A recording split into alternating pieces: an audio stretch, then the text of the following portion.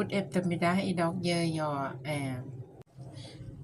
น้ำพริกปลา sån här fisken jag steker i hög temper med smör och sen grillar jag kyckling i airfryer, vitlök och rödlök och sen blandar jag pungshirot och rosdi, น้ำปลาร้า and then med fisken.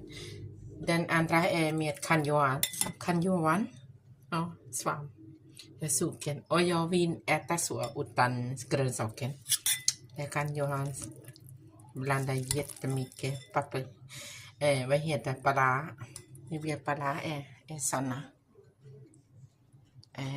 Och sen ris, liten fisk och kanjoan. Och den där är svamp också, ben. Och sen jättelite. God morgon. Jag inte använder filter just nu. Sitta dukta klart. Är det någon som inte tål som mig?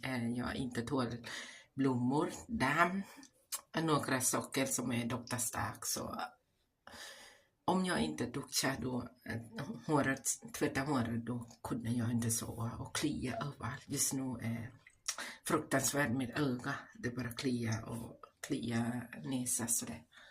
Jättemycket här. Jag förstår inte, det här året blir värre för mig. Alltså bara klia. Knappt kan inte sova och vissa dagar blöd näsa också. Typ näsblod jättemycket. Jag fattar inte det här året jättemycket. Är det faktiskt. Så jag jätteklia just nu. Jag tål inte saker.